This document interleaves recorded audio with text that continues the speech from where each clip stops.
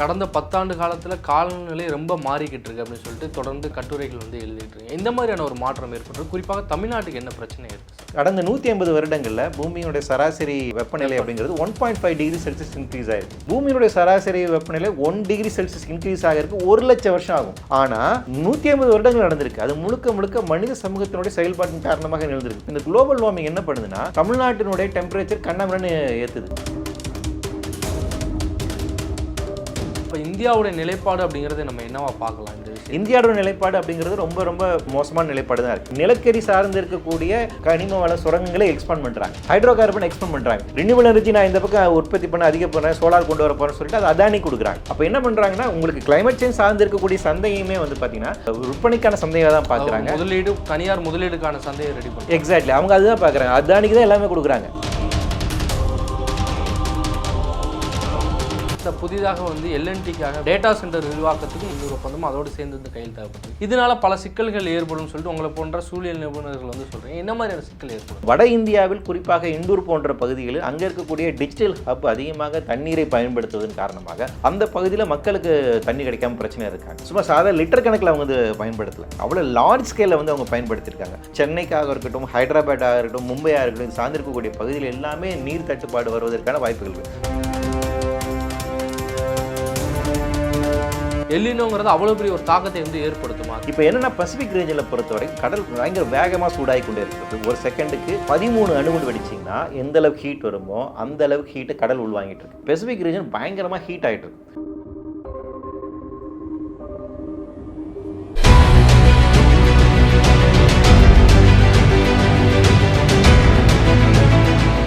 சாட்டை நேயர்களுக்கு வணக்கம். இன்றைய அறிவாயுதம் நிகழ்ச்சி நம்முடன் இணைந்திருக்கிறார் பூவுலகின் நண்பர்கள் வெற்றிச்செல்வன் சார் அவர்கள்.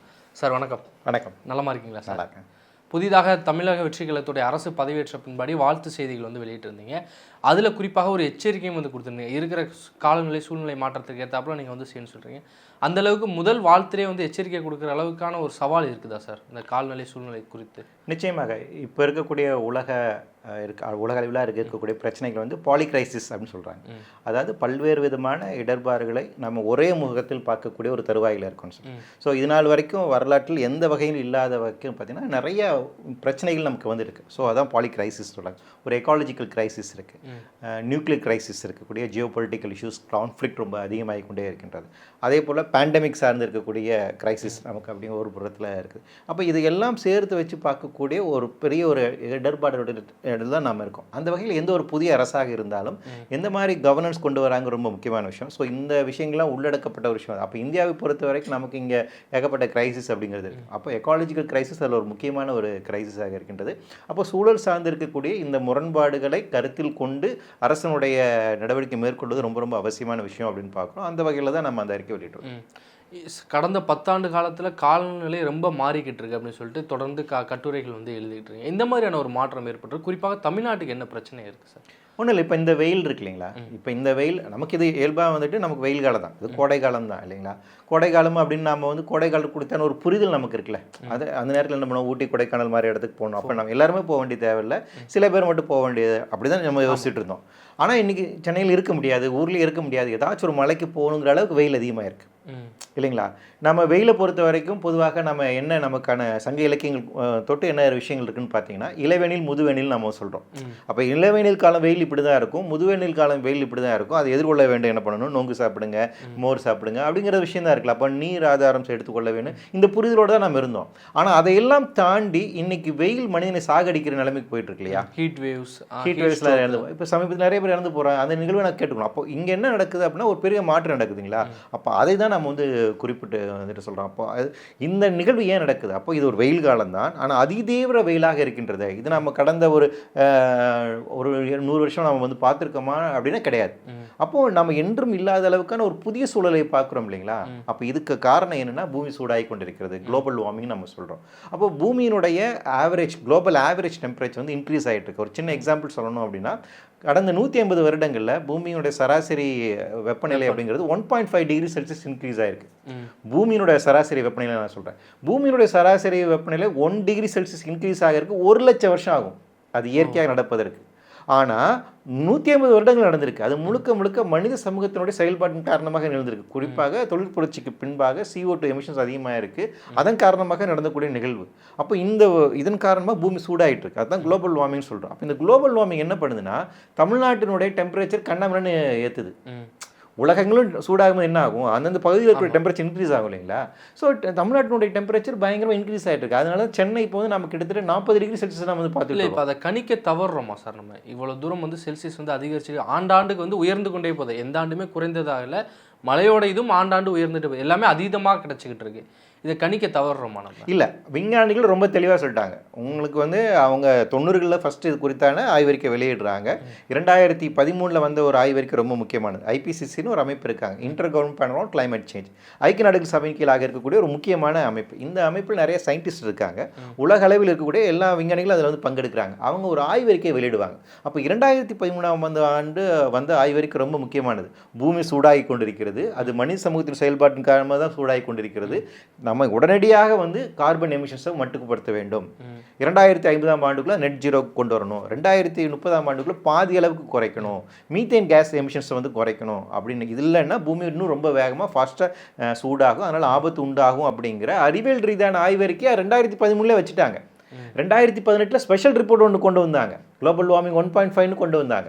அப்போ ஆய்வறிக்கை ரொம்ப தெளிவாக இருக்குது. ரொம்ப பூமி ரொம்ப சூடாகி கொண்டு இருக்கான ஆய்வறிக்கைகள் இருக்கின்றது. கார்பனை நாம் இந்த அளவுக்கு வெளியேற்றிக் கொண்டிருக்கிறோம் என்பதற்கான ஆய்வறிக்கை வெளியிட்டு இருக்காங்க. அதுக்கு என்ன செய்யணும், அறிவியல் தான் என்ன செய்யணுங்கிறதுக்கான தீர்வுகளும் சொல்லிட்டாங்க. ஆனால் அதையெல்லாம் மீறி தான் இன்னைக்கு உலகத்தில் இருக்கக்கூடிய ஒவ்வொரு நாடுகளுடைய ஜியோ பொலிட்டிக்கல் இஷ்யூஸ் இருக்கு இல்லைங்களா, எண்ணெயை மையமாக வைத்திருக்கக்கூடிய வர்த்தகம் இருக்கு இல்லைங்களா, அது அடிப்படையான பிரச்சனை. அப்போ அதுலேருந்து எந்த நாடுகளும் வெளியேற தயாராகலை, குறிப்பாக அமெரிக்கா வெளியேற தயாராகலை. அப்போ அதன் காரணமாக தான் உக்ரைன் போராக இருக்கட்டும், இஸ்ரேல் போராக இருக்கட்டும், இதெல்லாம் ஒரு விதத்தில் எண்ணெயை மையமாக வைத்திருக்கக்கூடிய ஒரு போராக. சாதாரண ஒரு மனிதர்கிட்ட கேட்டோம்னா மரத்தை வெட்டிட்டாங்கப்பா, வெயில் அதிகமாயிருச்சுன்னு சொல்லிட்டு அவங்களுடைய பாமர மொழியில் பேசுகிறாங்க. ஆனால் பின்னாடி இவ்வளோ அரசியல் இருக்குது, நம்ம எப்படி இதை புரிஞ்சுக்கிறது, அவங்கள்ட்ட எப்படி அதை கடத்துறது? இல்லை, அது இதுவும் ஒரு முக்கியம். நீங்கள் லோக்கலாக இங்கே மரம் வெட்டினது நமக்கு ஒரு காரணம் தான். இப்போ நீங்கள் சிக்னலில் போய் நிற்கிறீங்க வந்து அந்த இடத்துல இப்போ என்ன பண்ண தனியாக செயற்கையாக கூரை போட்டு வச்சுருக்காங்கல்ல, ஒரு காலத்தில் அங்கே மரம் இருந்துச்சு இல்லைங்களா? அப்போ அது நேரடியாக நமக்கு அது பிரச்சனை தான் இருக்குது, அதுல எந்த மாதிரி மாட்டுக்கிறதுல. ஆனால் அதுக்கு பின்னாடி இன்னொரு ஜியோ பொலிட்டிக்கல் விஷயம்ஸும் இருக்குது. ஒரு உலக அளவில் நடக்கக்கூடிய சர்வதேச அளவிலான ஒரு சந்தை சார்ந்திருக்கக்கூடிய எண்ணெய் சந்தை சார்ந்திருக்கக்கூடிய ஒரு அரசியல் நிகழ்வும் ஒரு காரணமாக இருக்குது. ஸோ அதுவும் ஒரு காரணம், இதுவும் ஒரு காரணம். நம்ம அளவில் நாம் என்ன மாற்றங்கள் நிகழ்த்துகிறோம் அப்படி. இப்போ இதெல்லாம் என்னன்னா, இதெல்லாம் ஹீட் பேரியர்ஸ். இப்போ உலக அளவில் சரி குளோபல் வார்மிங் நடந்துட்டு இருக்கு, அதனால உங்களுக்கு பிரச்சனை இருக்கு. இந்த தாக்கத்தை ஓரளவு குறைப்பதற்கான விஷயங்கள் நம்மளால செய்ய முடியும்னா செய்ய முடியும். எப்படின்னா, அதிகமான உங்களுக்கு காடுகள் இருந்துச்சு, அதிகமாக நீர்நிலை இருந்துச்சுன்னா அந்த பாதிப்பு குறையும். அப்போ இந்த இடத்துல நமக்கு நீர்நிலைகள் அழிஞ்சதும் காடுகள் அழிஞ்சதும் நமக்கு பாதிப்புகள் அதிகமாக்குது. நம்ம கான்கிரீட் ஜங்கல் அதிகமாக உருவாக்கணும், பாதிப்புகள் அதிகமாக்குது. ஆனால் பிரச்சனை என்னமோ அங்கே தான் இருக்குது, ரைட்டுங்களா? நான் அது வந்து மறுக்கலாம். இது இரண்டுமே புரிஞ்சு இடத்த வந்து தவற விட்டுட்டோம். ஆமாம், ரெண்டுமே நம்ம புரிந்து கொள்ளணும். அப்போ உலக அளவில் என்ன நடக்குது, வளர்ந்த நாடுகள் என்ன செய்து கொண்டிருக்கிறார்கள், அதன் காரணமாக பூமி எவ்வளோ மோசமாக மாறிக்கொண்டிருக்கிறது, அதனுடைய விளைவுகளை மூன்றாம் உலக நாடுகள் எப்படி சந்திக்கின்றன, மூன்றாம் உலக நாடுகளுடைய அரசியல் என்னவாக இருக்கின்றது, இங்கே இது நாம் எதிர்கொள்வதற்கான சரியான தீர்வுகள் வச்சிருக்கோமா, இங்கே எந்த மாதிரி எக்கனாமிக்ஸ் இருக்குது, இங்கே எந்த மாதிரி பொருளாதார உற்பத்தி முறை வச்சிருக்கோம், இங்கே நம்ம காடுகளை பாதுகாப்பதுக்கு நம்ம என்ன செஞ்சிருக்கோம், இங்கே நீர்நிலைகளை பாதுகாப்பு என்ன செஞ்சிருக்கோம் அப்படிங்கிற இது ரெண்டும் சேர்த்து வச்சு தான் பார்க்கணும். அப்போ இந்தியாவுடைய நிலைப்பாடு அப்படிங்கிறது நம்ம என்னவா பார்க்கலாம்? இந்த விஷயம் இந்தியாவோட நிலைப்பாடு அப்படிங்கிறது ரொம்ப ரொம்ப என்ன சொல்றது, ரொம்ப ஒரு மோசமான நிலைப்பாடு தான் இருக்கு. இன்னும் சொல்ல போனால் வந்துட்டு காலநிலை மாற்றத்துக்கான செயல்பட வேண்டிய இடத்துல இருக்கக்கூடிய முக்கியமான நிறைய பொறுப்புகளை நம்ம தட்டு கழிச்சு தான் வரும். இந்தியாவுக்கான கிளைமேட் ஆக்ஷன் பிளான் இருக்குது, 2008 வந்து கொண்டு வந்துட்டாங்க. இன்னும் சொல்ல போனால் 2021 ஆண்டு மோடி அவர்கள் கிளாஸ்கோ மாநாட்டில் கலந்து கொண்டு காலநிலை மாற்றத்துக்காக 5 அம்ச திட்டங்களை அறிவித்தார். இது ஒரு புறம் இருக்கு.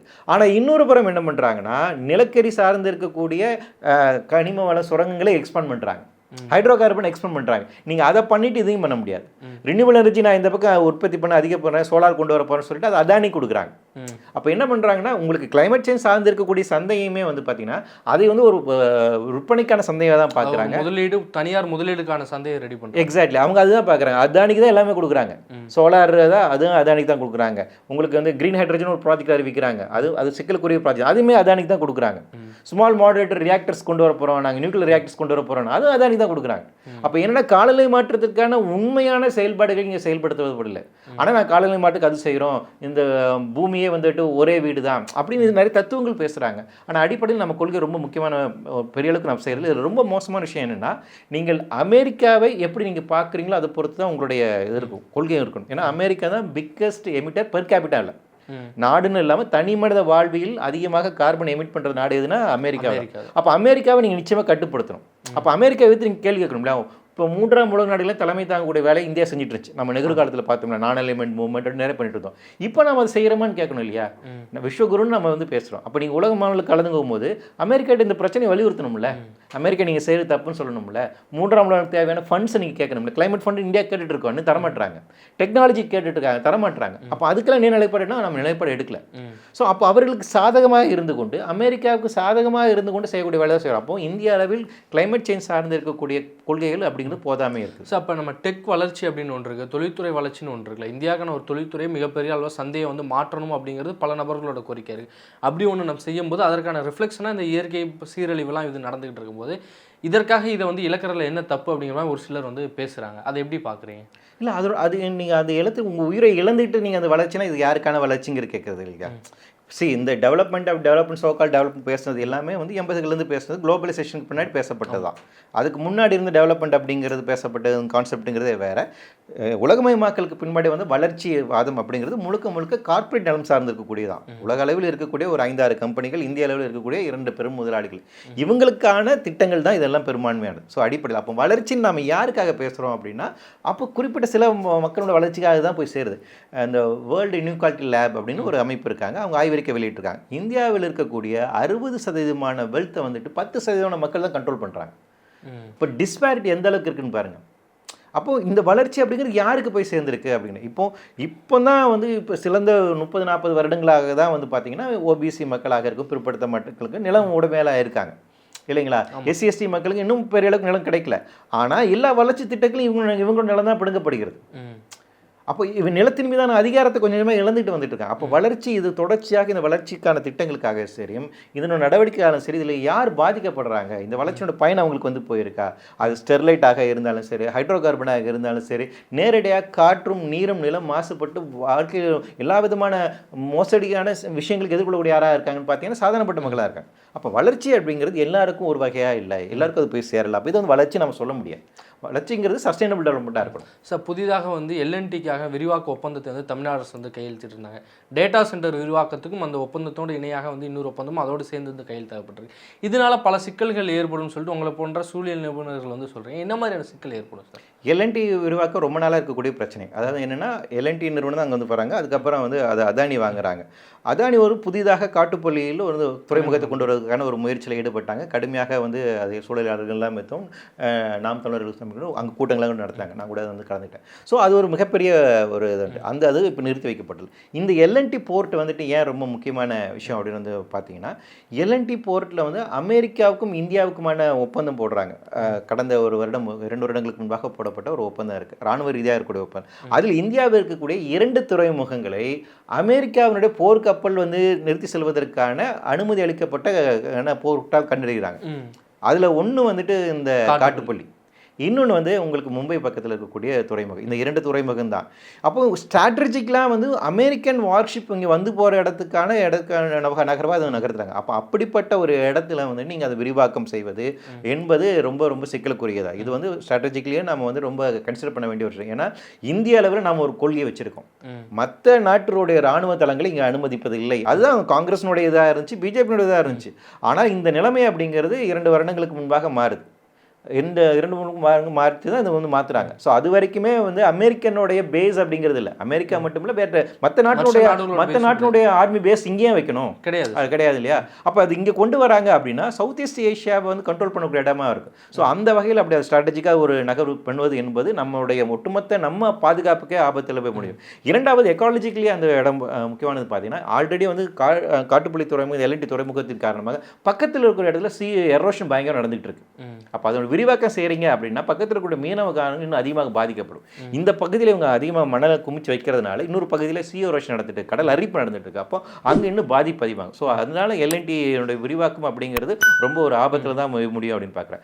2வது வந்துட்டு இந்த டேட்டா ஹப், உலகங்களுமே டேட்டா ஹப் மிகப்பெரிய பிரச்சனைக்குள்ளதாக இருக்குது. ஏன் அப்படின்னா வந்து டேட்டா ஹப்னா மெகா டெராபைட்ஸில் வந்துட்டு எல்லா இதுவுமே ஸ்டோர் பண்ணி வைக்குது. நம்மளுடைய விஷயம் மெமரிஸ் எல்லாமே அது வந்து ஸ்டோர் பண்ணி வைக்குது. அப்போ அவ்வளோ டிஜிட்டல் மெமரிஸை வந்து அதை ஸ்டோர் பண்ணி வைக்கணும் அப்படின்னா அவ்வளோ மிஷினரிஸ் இருக்குது, அவ்வளோ எலக்ட்ரிசிட்டி அது கன்சியூம் பண்ணுது. அது சூடாகம் தடுப்பதற்கு நீர் தேவை அதிகமாக இருக்குது. இப்போ வட இந்தியாவில் குறிப்பாக இண்டூர் போன்ற பகுதிகளில் அங்கே இருக்கக்கூடிய டிஜிட்டல் ஹப் அதிகமாக தண்ணீரை பயன்படுத்துவதன் காரணமாக அந்த பகுதியில் மக்களுக்கு தண்ணி கிடைக்காம பிரச்சனை இருக்காங்க. ஸோ நீர் வறட்சி ஏற்படுறதுக்கு ஒரு முக்கியமான ஒரு பிரச்சனையாக இது நம்ம சொன்னும்போது அவங்க என்ன சொல்கிறாங்கன்னா, நாங்கள் ஒரு தடவை அதை கன்சியூம் பண்ணிட்டு அதை தான் நாங்கள் ரீயூஸ் பண்ணிக்கிட்டு இருக்கோம், நாங்கள் வெளியே இருந்து அடுத்து எடுக்கிறது கிடையாதுன்னு சொல்லி அவங்க ஒரு வாதத்தை வைக்கிறாங்க சார். இல்லை, அப்படி நடக்கிறது இல்லை. அதுக்கு வந்து என்னென்னா அவங்களுக்கு வந்து ஃப்ரெஷ் வாட்டர் வந்து அவைலபிலிட்டி தேவைப்படுது. ஸோ வந்து ரீவாட்டர் யூஸ் பண்ணுறது அப்படிங்கிற அது எத்தனை முறை சுழற்சி பயன்படுத்துகிறாங்க. ரெண்டாவது அவங்க வந்துட்டு பயங்கர கியூபிக் மெட்ரிக்ஸ்லாம் வந்து தொடர்ச்சியாக திருப்பி அது வந்து பயன்படுத்தியிருக்காங்க. சும்மா சாதாரண லிட்டர் கணக்கில் அவங்க வந்து பயன்படுத்தலை இல்லையா, ஒரு மெட்ரிக் டன் அளவிலான அவங்களுக்கு அவங்க பயன்படுத்திக்கிட்டே கொண்டு இருக்காங்க. அவ்வளோ லார்ஜ் ஸ்கேலில் வந்து அவங்க பயன்படுத்தியிருக்காங்க. அப்போ ஒரே இதை அவங்க கண்டினியூஸாக யூஸ் பண்ணுறது அப்படிங்கிறது சரியான வாதம் முடியாது, புள்ளி விவரங்கள் எடுப்பே அது தவறான விஷயம். ஸோ அவங்க தொடர்ச்சியாக ஃப்ரெஷ் வாட்டர் அவங்க தேவை ஏற்படுறாங்க. அப்படி அவங்க சொல்கிறது உண்மையாக இருந்தால் எப்படி அந்த பகுதியில் நீர் தட்டுப்பாடு ஏற்படுகின்றது? அப்போ அந்த வாதம் பொய்யானதாக இருக்கணும் இல்லையா. அப்போ நம்ம கண்கூடாக வந்து பார்க்குறோம் இல்லைங்களா. இப்போ செய்திகளுக்கு குறித்தாக வந்திருக்கு. அப்போது வாட்டர் அவைலபிலிட்டி அப்படிங்கிற மிகப்பெரிய ஒரு பிரச்சனை. எங்கெங்கெல்லாம் வாட்டர் கிரைசிஸ் இருக்கிறோ அந்த இடத்துல டிஜிட்டல் ஹப் இருக்கிறது ஒரு முக்கியமான பிரச்சனையாக இருக்குது. அப்போது சென்னைக்காக இருக்கட்டும், ஹைதராபாடாக இருக்கட்டும், மும்பையாக இருக்கட்டும், இது சார்ந்திருக்கக்கூடிய பகுதியில் எல்லாமே நீர் தட்டுப்பாடு வருவதற்கான வாய்ப்புகள் இருக்குது. ஸோ அந்த வகையில் இந்த டிஜிட்டல் ஹப் அப்படிங்கிற மிகப்பெரிய பிரச்சனை. இப்போமே நம்ம வந்து அடுத்து எலக்ட்ரிசிட்டி பிரச்சனையை நம்ம எதிர்கொண்டுட்டு இருக்கோம் இல்லைங்களா. மின்வெட்டுகள் இப்போ சம்மர் பீரியடில் உங்களுக்கு இன்க்ரீஸ் ஆகும். ஏன் அப்படின்னா மக்கள் அதிகமாக ஃபேன் யூஸ் பண்ணுறாங்க. இப்போ ஏசிக்கு மாறுறாங்க. ஏசி இல்லாமல் வாழ முடியாதுங்கிற நிலைமைக்கு நம்ம வந்துட்டோம். அந்த அளவுக்கு ஹீட் பயங்கரமாக இருக்குது. அப்போ ஏசி நீ அதிகமாக பயன்படுத்துகிறாங்க அப்படின்னா எலக்ட்ரிசிட்டி டிமாண்ட் இன்க்ரீஸ் ஆக தான் செய்யும். ஒரு நாளைக்கு தமிழ்நாட்டுக்கு 21,000 மெகாவாட் தேவை. சென்னைக்கு மட்டுமே 2,000 மெகாவாட் தேவைப்படுது. ஸோ இது ஸ்லோவாக இன்க்ரீஸ் ஆகிட்டே தான் இருக்கும். அப்போ அவ்வளோ எலக்ட்ரிசிட்டி நீங்கள் கன்சியூம் பண்ணுறீங்க, அவ்வளோ தேவை ஏற்படுது அப்படின்னா இந்த டிஜிட்டல் ஹப்ஸ் இன்னும் அதை இன்க்ரீஸ் பண்ணும். அப்படி இன்க்ரீஸ் பண்ணுதுன்னா நீங்கள் எலக்ட்ரிசிட்டி எங்கேருந்து ப்ரொடியூஸ் பண்ணுவீங்க? திருப்பி நிலக்கரியிலேருந்து தானே ப்ரொடியூஸ் பண்ணுவீங்க. தெர்மல் பவர் ஸ்டேஷன் எக்ஸ்பான்ஷன் தான் பண்ணுவீங்க. அப்படி தெர்மல் பவர் ஸ்டேஷன்லேருந்து பண்ணுறீங்க அப்படின்னா அதுலேருந்து அதிகமான கார்பன் எமிட் ஆகும். திருப்பி குளோபல் வார்மிங் இன்டியூஸ் பண்ணும். அது ஒரு பிரச்சனை. ரெண்டாவது இதில் இருந்து டேட்டா ஹப்ஸ்லேருந்து வரக்கூடிய ஹீட் அப்படிங்கிறதுங்களா, அர்பன் ஹீட்டிங் எஃபெக்ட் இது ஒரு முக்கியமான ஒரு காரணியாக இருக்குது. ஸோ அப்போ சூழல் பார்வையில் இது ரொம்ப சிக்கலுக்குரிய ஒரு பிரச்சனையாக இருக்கும். சரி, எனவே வந்துட்டு இந்த LNT ப்ராஜெக்டாக இருந்தாலும் சரி, இந்த டிஜிட்டல் ஹப்பாக இருந்தாலும் சரி, இது வந்து மாநில அரசாங்கம் டேட்டா ஹப் யார் எந்த நாடு அதிகமாக வச்சுருக்கோ அவங்களோட கை தான் வந்து ஓங்கி இருக்க போது வருங்காலங்களில் அப்படிங்கிற ஒரு வாதத்தை வைக்கிறாங்க. இந்தியாவுக்காக இதெல்லாம் வந்து நீங்கள் சமரசம் பண்ணிக்கிற வேண்டியதானே அப்படிங்கிற கேள்வி வைக்கிறாங்க. இல்லை, அதில் அடிப்படையான விஷயம் இப்போ டேட்டா நீங்கள் என்ன தான் டிஜிட்டல் ஹப் வச்சுருந்தாலும் அந்த இதை யார் ஓன் பண்ணுறாங்கன்னு பொறுத்து தானே, எந்த கார்பரேட் அதை வந்து ஓன் பண்ணுறாங்கன்னு தானே. இங்கே நம்ம வந்துட்டு இப்போ நீங்கள் அல்டிமேட்லேயும் வந்துட்டு உங்கள் டிஜிட்டல் மீடியாவை பொறுத்த வரைக்கும் ஒரு 5 கம்பெனி தான் கண்ட்ரோல் பண்ணுறாங்க இல்லைங்களா. கூகுள், மைக்ரோசாஃப்ட் இந்த மாதிரி இருந்தால் அப்புறம் இருக்கக்கூடிய சில ட்விட்டர் இந்த போன்றது தான் இவங்க எல்லாத்தையும் கண்ட்ரோல் பண்ணுறாங்க. அவங்கள மீறி நீங்கள் இயங்க முடியாது. ஸோ இது வந்து ஒரு டெக்னோ ஃபியூடலிசம் அப்படின்னு சொல்லிட்டு அது ஒரு கான்செப்ட் வந்து வெஸ்டர்ன் கண்ட்ரீஸ்லாம் சொல்லிட்டு இருக்காங்க. நீங்கள் மைக்ரோசாஃப்ட்வேர் மீறி உங்களால் ஒன்றும் பண்ண முடியாது. கம்ப்ளீட் கண்ட்ரோல் அவங்க வச்சுருக்காங்க. அதே மாதிரி கூகுளில் மீறி நீங்கள் பண்ண முடியாது. அப்போ இந்தியாவில் நீங்கள் இந்த மாதிரி ஹப் வச்சுருந்தாலும் அவரோட தேவைகளுக்கு தான் நீங்கள் செய்ய போகிறீங்க இல்லைங்களா. அவங்க என்ன விஷயங்கள் சொல்கிறாங்களோ அவங்களோட இதை ஸ்டோர் பண்ணுறது. ஆல்ரெடி இங்கே ஐடி செக்டருங்கிறது எதுக்காக வேலை செஞ்சுட்டு இருக்கு?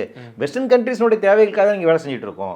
ஸோ எந்த வகையில் நம்மளுடைய நாலேஜோ நம்மளுடைய தேவைகளுக்காக நம்ம டெக்னாலஜி வளர்ச்சி வேலை வாய்ப்பு கிடைக்குது அப்படிங்கிற மாதிரி சின்ன சின்ன காரணங்கள்லாம் வைக்கிறாங்களா சார்? வேலை வாய்ப்பு கிடைக்குது. அதுக்கு என்ன நம்ம வந்து காசு விலை கொடுக்குறோங்கிறது ஒரு பொருள் இருக்கு இல்லைங்களா. நீங்கள் வந்து ஒரு 4 பேருக்கு வேலை கிடைக்குது, 10 பேருக்கு ஒரு 100 பேருக்கு வேலை கிடைக்குன்னு வைக்கிறோம். ஆனால் அதற்கு எவ்வளோ பேருக்கு கிடைக்க வேண்டிய தண்ணீரை வந்து நீங்கள் காலி செய்கிறீங்க.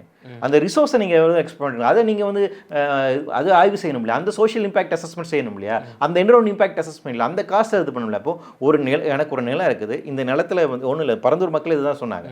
ஐயா எங்களுக்கு நிலம் இருக்குது, இந்த நிலத்தில் எனக்கு வந்து அரிசி கிடைச்சிது, வருஷம் ஃபுல்லாக நான் இதுலேருந்து அரிசி கிடைக்கணும், நான் சாப்பிட்றேன், எனக்கு பயிர் கிடைச்சிருது, எனக்கு வந்து காய்கறி கிடைச்சிருது, எனக்கு நான் சாப்பாட்டுக்கு வேறு யாரும் நம்பி இல்லை, தண்ணி வந்து எனக்கு வந்து கிடச்சிருது, நான் இன்னும் வந்துட்டு போர் போட்டு தண்ணி எடுக்கல, ஆற்றுலேருந்து தண்ணி வருது, வருஷம் ஃபுல்லாக எனக்கு தண்ணி இருக்குது, தண்ணி எனக்கு பிரச்சனை கிடையாது, எனக்கு வருஷம் ஃபுல்லாக வந்து குறைஞ்சபட்சம் ஒரு 5,000 60,000 இருந்த அப்புறம் நான் மட்டும் நிம்மதியாக இருப்பேங்கிறாங்க.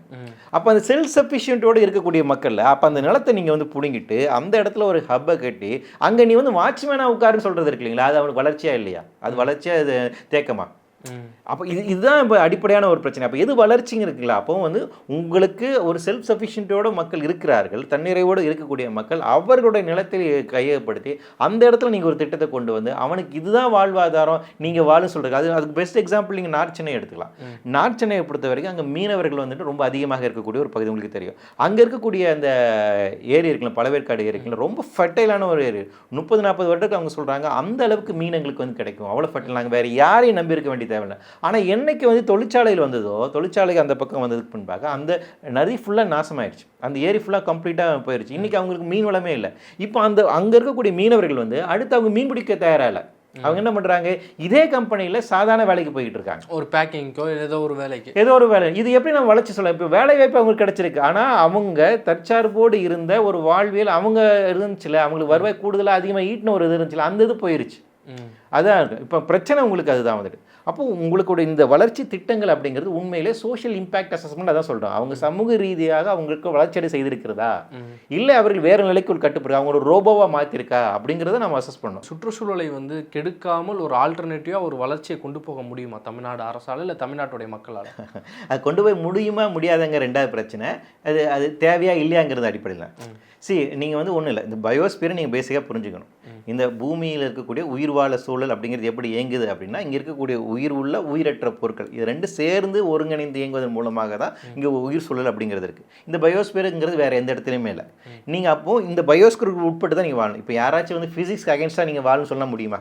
கிராவிட்டிக்கு அகேன்ஸ்டாக நீ செயல்படு அப்படின்னு முடியுமா? இல்லை. அப்போ பேசிக்காக அந்த ஃபிசிக்ஸ் லாவை நீங்கள் புரிஞ்சுக்கிறீங்களா? அப்போ இயற்பியலுக்கான ஒரு ஒரு ஒரு சட்ட வரைவு இருக்குது, ஒரு இயற்கை நீதி இருக்கின்றது. அதே போல தான் பயோஸ்பியருக்குன்னு ஒரு சட்ட வரைவு இருக்குது, ஒரு இயற்கை நீதி இருக்குது. அதற்கு உட்பட்டு தான் உயிரினங்கள் எக்ஸிஸ்ட் ஆக முடியும். அப்படி இந்த சூழலை பாதுகாக்க ரொம்ப ரொம்ப முக்கியமான விஷயம். அப்போ நம்ம செயற்கையாக உருவாக்கக்கூடிய இந்த செயற்கை சமூகத்தில் நாம் செயற்கையாக உருவாக்கக்கூடிய அந்த பொருளாதாரம் அப்படிங்கிற ஒரு கற்பிதத்தின் அடிப்படையில் இங்கே உயிர் வாழும் சூழலை நம்ம அழித்து கொண்டு வருகிறோம். இல்லை அதற்கான விஷன் இப்போ வந்திருக்கிற அரசுக்கு இருக்குன்னு நினைக்கிறீங்களா, இல்லை முந்தைய அரசு அந்த விஷனோட இருந்துச்சு அப்படின்னு சொல்லி நம்ம பார்க்கணும்?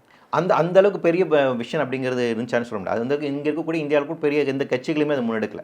ஏன்னா ஒரு சூழலியல் பார்வையிலிருந்து நாம் இன்னும் அணுக வேண்டும் அப்படின்னு ஒரு நகர்வு இருக்கு இல்லைங்களா?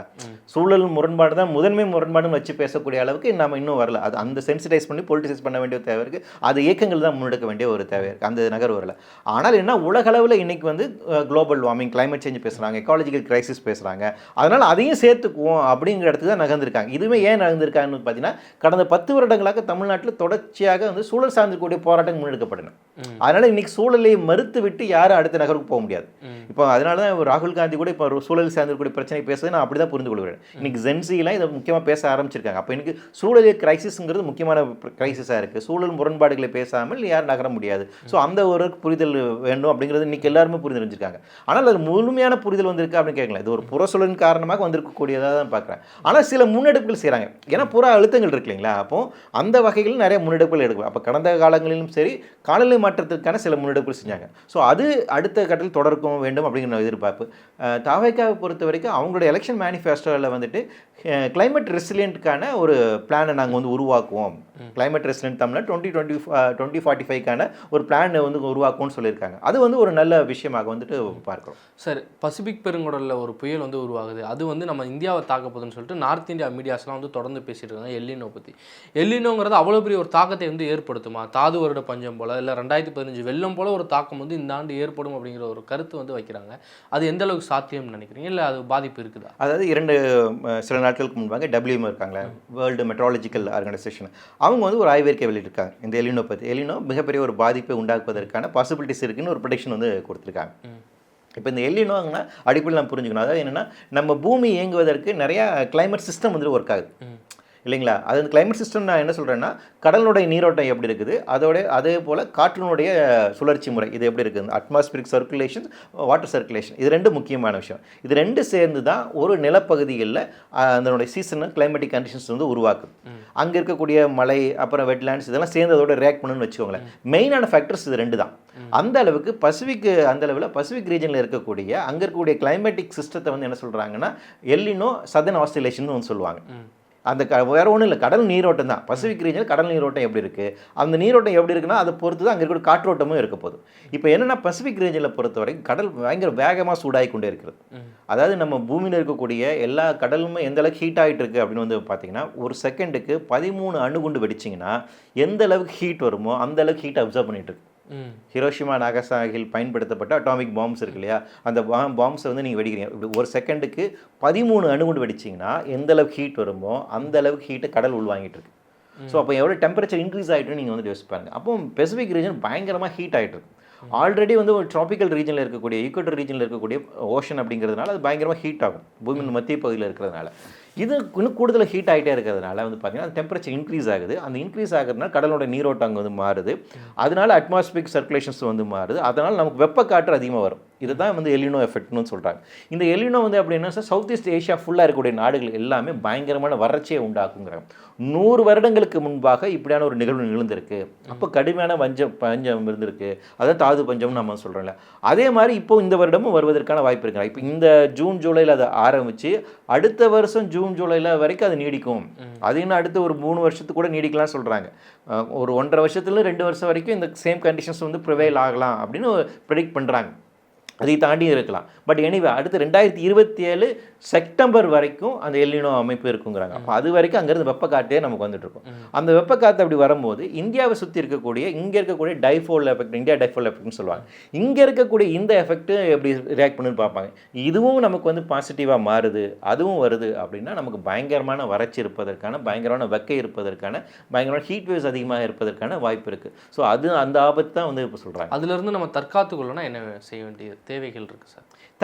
இப்போ தனி மனிதனாக உங்களுக்கும் எனக்கு வந்து ஒரு ப்ரிவிலேஜ் இருக்குது. நீங்கள் வந்துட்டு குறைஞ்சபட்சம் நம்ம ஒரு ஏசியை பயன்படுத்திக்கலாம், வீட்டிலே உட்காந்துக்கலாம், டீஹைட்ரேட் ஆகாமல் பார்த்துக்கலாம் அப்படிங்கிறது. அதாவது என்ன, அதிகமாக வெயிலில் சுத்தாமல் இருக்கணும் பேசிக்லி. ஆனால் வெயில் வெளியே போனால் மட்டும் தான் பாதிப்பு அப்படின்னு கேட்டிங்கன்னா வீட்டுக்குள்ளே இருக்கும்போதும் பார்த்தா ஏன்னா நைட் ரொம்ப வெக்கையாக நீங்கள் உணர்றீங்க இல்லையா?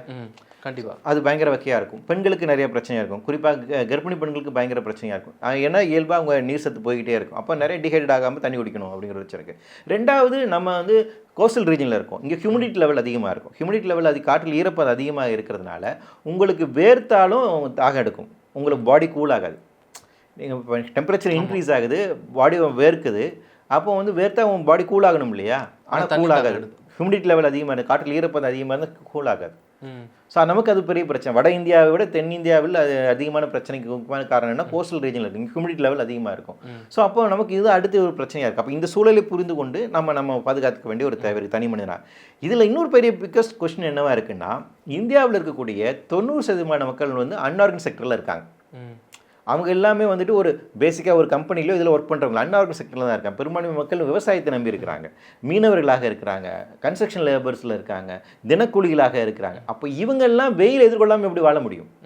அப்போ அந்த இடத்துல தான் நீங்கள் தனி மனிதனாக என்ன செய்ய முடியும் அப்படிங்கிறது நம்ம சொல்ல முடியாது. அப்போ அரசு இதில் என்ன செய்யணும் அப்படிங்கிறது தான். அப்போ இவங்களை பாதுகாப்பதற்காக அந்த ஒர்க் பிளேஸ் வந்து எந்த அளவுக்கு சேஃப்டியாக இருக்கிறத உறுதி செய்யணுங்கிறதுக்காக தான். அப்போ நம்ம கோரிக்கை என்னன்னு பார்த்தீங்கன்னா, இப்போ தமிழ்நாட்டை பொறுத்த வரைக்கும் லேபர் டிபார்ட்மெண்ட் கீழே 22 நலவாரியங்கள் இருக்குது. இந்த 22 அமைச்சர் சொல்லியிருக்காங்க, தனியாக நலவாரியங்கள் வச்சுருக்காங்க. அப்போ இந்த நலவாரியங்கள் மூலமாக அவங்க பணி சூழலை பாதுகாப்பதற்கான வேலைகளை உறுதி செய்யலாம். 11 மணிலேருந்து 3 மணி வரைக்கும் யாரும் கன்ஸ்ட்ரக்ஷனில் வேலை செய்யக்கூடாதுன்னு அப்படி அரசு உறுத்தக்கூடாது. கடந்த காலங்களில் செஞ்சுருக்காங்க, அதை நம்ம நிறுத்தி வைக்கலாம்.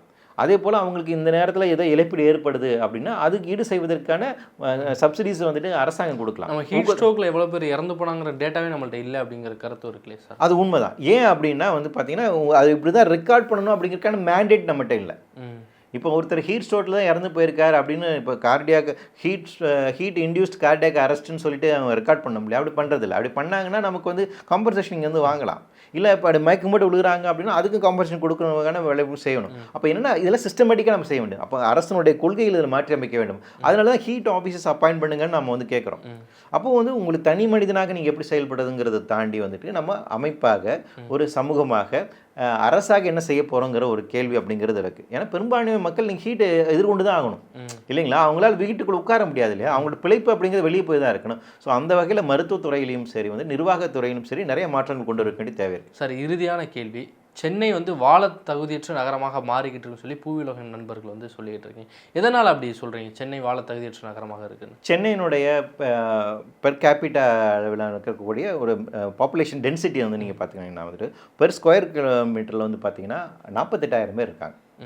சென்னை தமிழ்நாட்டினுடைய ஒட்டுமொத்த பாப்புலேஷனை வந்துட்டு உங்களுக்கு 8 கோடி, அதில் 1 கோடி பேர் சென்னையில் இருக்காங்க.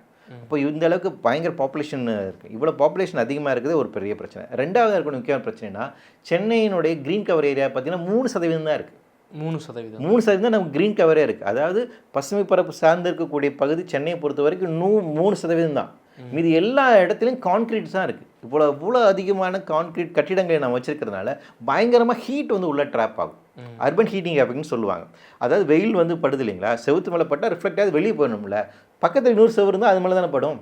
அது பட்டு என்ன ரிஃப்ளெக்ட் ஆகும், இன்னொரு செவரு தான் அது மேலே படும். அப்போ உள்ளே ட்ராப் ஆகும். ஹீட் உள்ளே ட்ராப் ஆகிட்டுருக்கு. அப்போ உள்ள பயங்கரமாக ஹீட் ட்ராப் ஆகிட்டு இருக்கிறதுனால வந்துட்டு நம்ம அர்பனைசேஷனுடைய போக்கு வந்து பயங்கரமாக இருக்குது. ஏர் ஷோவில் வந்து அதிகமான மக்கள் இறந்து போனதுக்கு ஒரு முக்கியமான காரணம் என்னென்னா இந்த அர்பன் ஹீட்டிங் எஃபெக்ட் அப்படிங்கிறத நாங்கள் சொல்கிறோம். ஸோ அப்போ வந்து சென்னை இந்த அளவுக்கு பயங்கர ஹாட்டாக மாறிட்டு இருக்கிற ரெண்டாக கோஸ்டல் ரீஜனாக இருக்கிறதுனால நமக்கு வந்து ஹியூமிடிட்டி லெவல் அதிகமாக இருக்குது. ரெண்டாவது இன்னொரு முக்கியமான மாற்றம் எழுதுனா சென்னைக்கு வர வேண்டிய ஈவினிங் சீ பிரீஸ் இருக்குங்களா, கடல்லேருந்து வரக்கூடிய காற்று, அந்த கடல் காற்றினுடைய தன்மை குறைஞ்சிக்கிட்டு இருக்கு. இப்போ நீங்கள் நான் ஒரு 10-15 வருஷத்துக்கு முன்னாடி வரும்போது சாயங்காலத்தில் வந்து பீச் ஓரமாக இருக்கணும், காற்று அந்த அளவுக்கு அதிகமாக இருக்குது. இப்போ அந்த அளவுக்கு இருக்குல்ல. இப்போ நைட்டு காற்றுல வர்றது இல்லையா, பயங்கர வெக்கையை நம்ம வந்து உணரோம் இல்லையா. அப்போ என்னன்னா இந்த காற்றோட்டம் ரொம்ப வேகமாக குறைஞ்சிட்டு வந்துட்டு, அப்போது இந்த மாறுதல் எல்லாம் காரணமாக சென்னை அதனுடைய அது கேரிங் கெப்பாசிட்டின்னு சொல்லுவாங்க, அது ரொம்ப ப்ரீச் ஆகிட்டு. ஸோ அப்போ சென்னை வந்து நான் முன்னாடி சொன்ன மாதிரி 2000 மெகாவாட் ஒரு நாளைக்கு வந்து தேவை. அது மோர் அண்ட் மோர் இன்க்ரீஸ் ஆகும். நீங்கள் வந்து ஏசி இல்லாமல் நீங்கள் வாழ முடியாத நிலைமைக்கு ஆல்ரெடி வந்து போயிட்டுருக்கீங்க. அதிகமாக ஏசி கொண்டு வந்தீங்கன்னா அதுவும் இன்னும் ஹீட்டை வந்து இன்க்ரீஸ் பண்ணும். ஸோ அந்த சென்னையோட கேரிங் கெப்பாசிட்டி வந்துட்டு ஓவரோட ஆகிடுச்சு, அது ப்ரீச் ஆகிட்டு இருக்கு. அதனால் வந்து சென்னை வந்து கொஞ்சம் கொஞ்சமாக வாழ தகுதியற்ற இடமாக மாறிக்கொண்டு இருக்கிறது அப்படின்னு தான் சொல்கிறேன். ஓகே சார், பல்வேறு கருத்துக்களை எங்களோட பகிர்ந்துக்கிட்டீங்க. தொடர்ந்து இணைந்திருங்கள். நன்றி. நன்றி. சாட்டை எடுத்து நாட்டை திருத்து.